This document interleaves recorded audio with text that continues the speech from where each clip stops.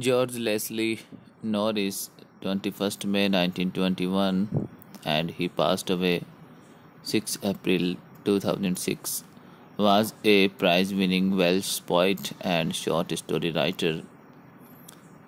He taught at academic institutions in Britain and the United States, including Brigham Young University.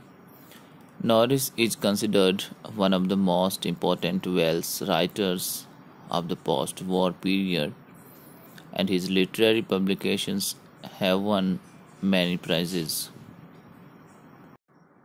This poem contrasts a tiger in the zoo with the tiger in its natural habitat.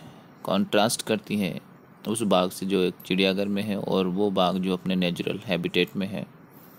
The poem moves from the zoo to the jungle and again back to the zoo. इस तरह से move होती है. कोई stanza जू का दिखाया जाता है, कोई जंगल का दिखाया जाता है, इस तरह से. In the zoo he has no freedom. जू के अंदर उसको कोई फ्रीडम नहीं है. He is kept in a cemented cell behind the bars. वो एक पिंजरे में है जो सीमेंट का बना हुआ है, सलाखों के पीछे वो है. He feels angry, frustrated and helpless. वह अपने आप को कैसा महसूस कराता है? वो एंग्री है, फ्रस्ट्रेटेड है, कुंठित है और हेल्पलेस है, असहाय है. ऐसा उसको दिखाया गया है उस बाघ को जो जू के अंदर है, जो एक पिंजरे में है और वो पिंजरा बना हुआ है, सीमेंट से बना हुआ है. उसके बाद में हम आगे बढ़े इस पोइम में. This reminds him of his natural habitat. वह याद करता है अपने नेचुरल हैबिटेट को. हिज हाइडिंग, उसका हाइडिंग करना, स्लाइडिंग करना लॉन्ग ग्रास के अंदर नियर द वाटर होल के पास में, and pouncing upon the fat deer, और मोटे जो हिरण है उनके अंदर, उनके ऊपर उसका जो पाउंस करना है, उछलना है, झपटना है. The way he terrorise the villagers. जिस तरीके से वह गाँव वालों को टेरराइज करता है. डिस्प्लेज दिखाता है शार्प टीथ, अपने शार्प टीथ, तीखे दांत, और क्लोज पंजे दिखाता है. एट नाइट इन द जू. रात में चिड़ियाघर में. He hears the sound of patrolling cars. वह गश्त लगाती हुई गाड़ियों की आवाज़ सुनता है. The tiger in the zoo appears helpless. जो टाइगर है जू के अंदर, वह ऐसा अपीयर होता है, ऐसा प्रकट होता है, ऐसा दिखता है मानो कि वह अपने आप में क्या है, हेल्पलेस है. हेल्पलेस यानी होता है असहाय. तो इस तरह से बाघ है वो अपने नेचुरल हैबिटेट को क्या करता है, याद करता है. उसके बाद में हम आगे बढ़े.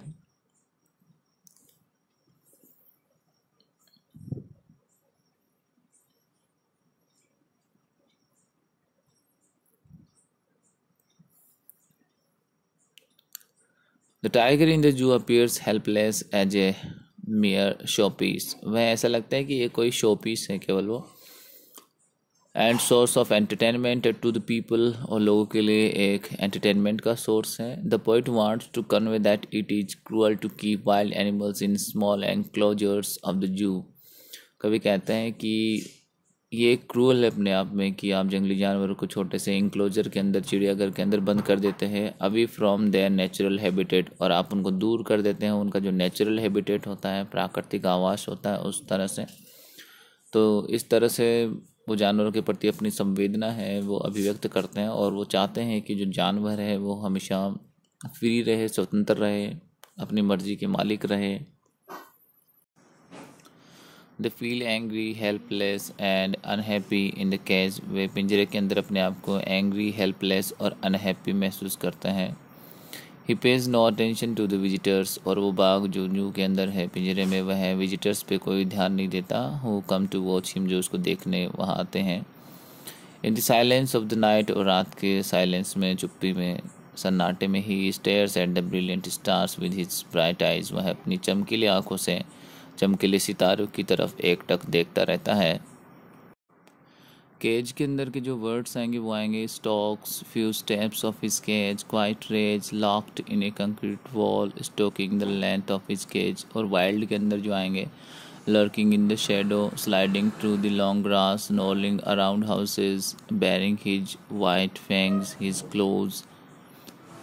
उसके बाद में है टेरराइजिंग द विलेज. ये बताते हैं वाइल्ड के बारे में.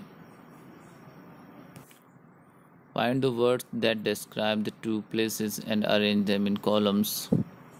जो केज के अंदर के जो वर्ड्स आएंगे वो आएंगे few steps of his cage, concrete cell, locked behind bars, visitors, patrolling cars. और जो जंगल के अंदर है वो सारी चीज़ें हैं, देखिए शेडो है, लॉन्ग ग्रास है, वाटर होल है, place where plump deer passes है, houses at the jungle's edge है और विलेज है. Notice the use of a word repeated in lines such as these. In the first sentence, velvet quiet refers to soft velvet pads feet of the tiger when it moves on the surface of the zoo, whereas the quiet rage refers to the suppressed anger of the tiger at not being able to exercise his natural freedom of movement. And the second one is, in the second sentence, brilliant eyes refers to the dazzling and beautiful eyes which are the creation of the Almighty God, yet confined in artificial zoo, which is contrasted with the natural brilliant stars which are in their natural habitat. अब बात करते हैं figures of speech की. Oxymoron, the use of two consecutive words that have contradictory meanings. विरोधाभास देखिए, the poet uses the phrase quiet rage in which the word quiet and rage have contrasting meaning, making it mean silent anger or suppressed anger. This contrasting phrase is use to convey that the tiger is quiet in the cage it is full of rage. तो ये अपने आप में oxymoron है. एक बाघ जो पिंजरे के अंदर है और कैसा है, वो क्वाइट है, शांत है, और रेज इसलिए है कि वो फुल ऑफ रेज है यानी गुस्से से भरा हुआ है. तो क्वाइट और रेज तो कॉन्ट्राडिक्टरी मीनिंग क्रिएट करते हैं. दूसरा जो फिगर्स ऑफ स्पीच यहाँ पे यूज हुआ है वो है पर्सोनिफिकेशन, मानवीकरण है. The tiger is referred to with the use of the pronoun he pronoun use किया गया है टाइगर के लिए, implying that he can feel like humans do. वह उसी तरह से फील कर सकता है कि जिस तरह से मनुष्य फील करता है, अनुभव करता है. That is feeling helpless at being imprisoned and wanted to be free. वो हेल्पलेस है, इम्प्रिजन्ड है, कैद है और चाहता है कि वह स्वतंत्र हो. देयरफॉर इसलिए the tiger has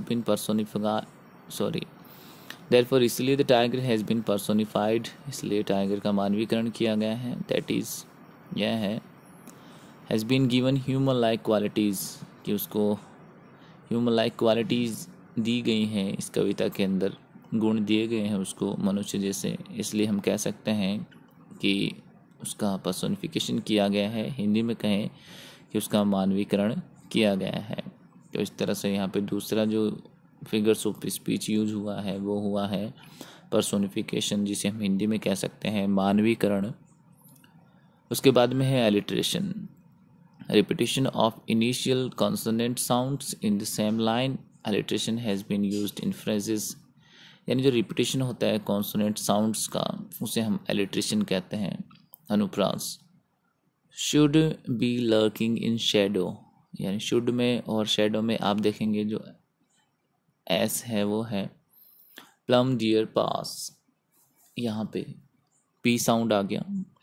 and in a concrete cell, यहाँ पे सी साउंड आ गया. By highlighting soft sounds like S P C, Norris draws the reader's attention towards the tiger's condition, what it is and what it should be. तो यहाँ पे use किया गया है एलिट्रेशन. उसके बाद में बढ़ते हैं अगले फिगर्स ऑफ स्पीच या कहें पोएटिक डिवाइस पे. मेटाफर का यहाँ पे यूज़ हुआ है, रूपक अलंकार जिसे हम कह सकते हैं. Metaphor is a literary device use to make a comparison without using words like और एज. लाइक और एज शब्द के बिना हम कंपेयर करते हैं तो वो लिटरेरी डिवाइस मेटाफर होती है.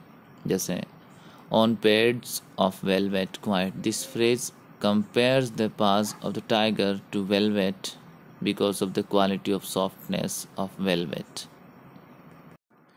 उसके बाद में यूज़ किया गया है रिपीटेशन का, पुनरावृत्ति का. Repetition of words phrases in the same line. The words stock quite, brilliant are repeated throughout the poem. इनका रिपीटेशन हुआ है. The word stock and quiet refer to the strength of the tiger and how it has been trapped inside the cage.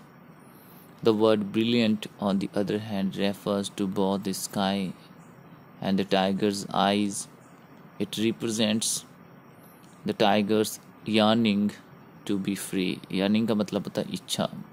तो stock है, quite है और brilliant है. ऐसे words हैं जिनको दोहराया गया है और दोहराने को हम रिपीटिशन कहते हैं अंग्रेजी के अंदर. हिंदी में कहें तो उनकी पुनरावृत्ति की गई है, उनको दोहराया गया है, जो एक अलग सा इफ़ेक्ट क्रिएट करते हैं इस पूरी पोइम में. और नेक्स्ट बढ़े, उसमें कवि ने यूज़ किया है इंजैबमेंट का. Sentence is continuing to next line without any punctuation mark. बिना किसी पंक्चुएशन मार्क के सेंटेंस या फ्रेज़ आगे कंटिन्यू रहता है तो उसे हम कहते हैं स्टेंजा. जो सेकंड है, दूसरे नंबर का स्टेंजा है, the second and the third line वहाँ पे यूज़ किया गया है इंजैबमेंट का. उसके बाद में है मेटोनमी का यूज़ किया गया है. This poetic device consists of substitution of the name of N attribute और adjunct for that of thing meant. In this poem, the poet uses the device of metonymy.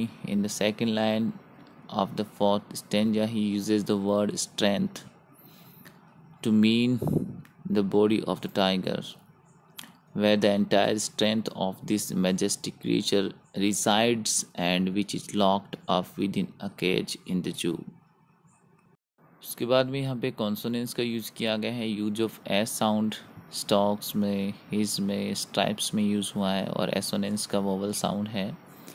जैसे आई का यूज़ किया गया है इन में, हिज में, विविड में और स्ट्राइप्स वहाँ पे यूज़ किया गया है एसोनेंस का.